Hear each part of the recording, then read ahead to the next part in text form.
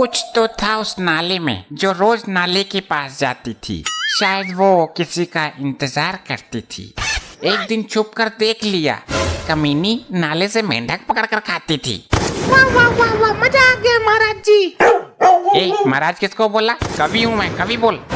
ए क्या हो रहा है ये? कान खोल कर सुन लो। जब तक दरोगा यहाँ नहीं है मैं ही यहाँ का दरोगा हूँ। मेरी आज्ञा के बिना यहाँ कोई कुछ नहीं करेगा। अरे बेटा तुम कुछ बोल भी रहे हो, खाली मुंह हिला रहे हो। हमारे पल्ले तो कुछ पड़ ही नहीं रहा। अरे तू तो बहरा है, तेरे कानों की मशीन चटकी हुई है। हैं? क्या बोला? भटकी हुई है? अरे भटक क्यों रही है? मेरे बाहों में आजा, भटकना भूल जाएगी। कितना बदल गया संसार, हर जगह धक्का पेल है। मुझे तो लगता है इसके कानों की मशीन भी फेल है। हैं? क्या बोला? तेरी रखेल है? तेरी हिम्मत कैसे हुई इसको रखेल बोलने की? ए बुड्ढे, तू मुझे यहाँ थाने में भी बदनाम कर रहा है। पहले ही मुन्नी बहुत बदनाम हो चुकी है। बहुत गहरी है तेरी ये झील सी आंखें। तो इनमें डूब के मरेगा क्या? एक हिंदी कवि का अपमान करती है। तेरी हिम्मत कैसे हुई मेरी मुन्नी को हाथ लगाने की? रोको इन दोनों को।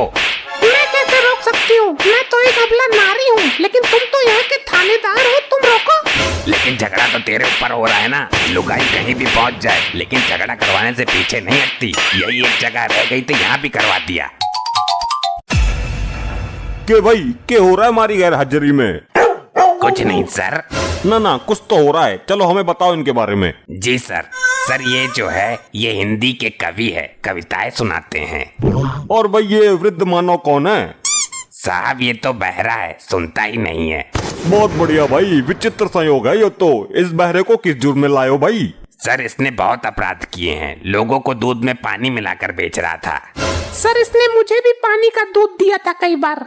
अच्छा भाई, कितना पानी मिलाया था तूने मुन्नी बाई के दूध में? अबे बोला ही ना ये तो। आशिकी के मामले में ये भी थी पूरी हिस्ट्री सीटर। कांस्टेबल साहब पहले ये बताइए, मुन्नी दूध देती थी कितने लीटर? अबे ये क्या बक रहा है तू थाने में? ऐसी हरकत करना दंडनीय अपराध है मूर्ख कवि। अरे जितनी दूध की मात्रा होगी उसी हिसाब से पानी मिलाया होगा उसने। उसे बताइए कितना दूध देता था, तभी तो बोलेगा वो। लगता है इस बहरे ताऊ को उल्टा लटकाकर 3rd डिग्री देनी पड़ेगी। भाई मार्कंडे तू उससे बहस मत कर। क्या कहा? भैंस? लगता है दरोगा जी मुझसे भैंस के बारे में पूछ रहे हैं। मेरा काम भी तो दूध का ही था। साहब मुन्नी भी कम हरामी नहीं थी अपने टाइम की, चाहे इस बहरे से ही पूछ लो। बता भाई मुन्नी कैसी औरत थी? सर काली थी। अबे दरोगा जी के सामने तो झूठ मत बोल कम से कम। मुझ पर ना जाने कितने फिदा हुए थे और कितने इस दुनिया से मेरे चक्कर में अलविदा हुए। अच्छा ये बताओ और क्या खासियत थी इसमें? साहब उसके पीछे एक लंबी पूंछ थी। हे राम, कितना झूठ बोलता है ये बुड्ढा। अच्छा और क्या देखा तुमने उसमें? सर वो दूध बड़े आराम से निकलवा लेती थी। एक टाइम में 8 लीटर दूध देती थी। क्या लगता है दिमाग बाथरूम में छोड़ आया है ये? नहीं, हे राम, मैं मर जाऊं। ये शांत खड़ी रहो वरना जमानत जब्त करवा दूंगा। ए भाई ये बकवास बंद करो और सच बताओ, वरना थाने में झूठ बोलने का तुम्हें बहुत बड़ा दंड मिलेगा। बेटा सबकी टांग उल्टी करके मारूंगा। साहब थाने आने से पहले जब मैं उसे अंतिम बार मिला तो वो 9-10 महीने की ज्ञापन थी। भाई हवलदार, इस बहरे ने मेरा दिमाग सुन्न कर दिया है। और इसको क्या हुआ है बता।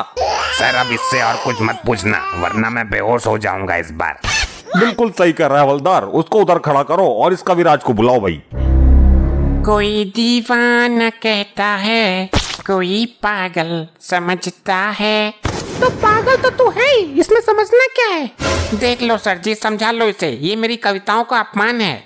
शांत खड़ी रहो मुन्नी। एक कवि के लिए उसकी कविताएं औलाद से बढ़कर होती हैं। भाई कांस्टेबल, हमने यहाँ इसे कविता सुनने के लिए नहीं बुलाया है, उल्टा लटका कर पेलो इसे।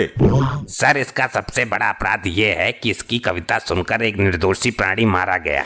साहब ये बात गलत है इनकी। दूध तो बाकड़ी भैंस का ही अच्छा होता है। ये बहरा भी ना अपनी ताल अलग ही लगाता है। तो भाई ये बता, ऐसी कौन सी कविता सुनाई थी तूने जिसे सुनकर उस प्राणी की मृत्यु हो गई? साहब हुआ ये था कि मैं एक दिन कविता पाठ कर रहा था। कौन सी कविता थी ये बोलो। मैं मंच से बोल रहा था कि लगे 440 बोल्ट छूने से तेरे। तभी मेरा हाथ आग की तरफ गया और आगे एक औरत बैठी हुई थी। तो आगे क्या हुआ ये बोल। बोल्ट तो हम खोल देते हैं भाई, किसका बोल्ट खुलवाना है? तेरे बाप का बहरे। क्या आपका? अरे तेरे तो सारे नट बोल्ट टाइट कर दूंगा मैं। भाई देख, दरोगा के सामने बदतमीजी की ना, तेरा सर सलाखों में दे मारूंगा मैं। आप रहने दीजिए सर। चल भाई तू आगे की कथा सुना। जब मेरा हाथ आगे की ओर गया तो सामने एक औरत बैठी हुई थी। उसके साइड में ही एक बंदा और बैठा हुआ था।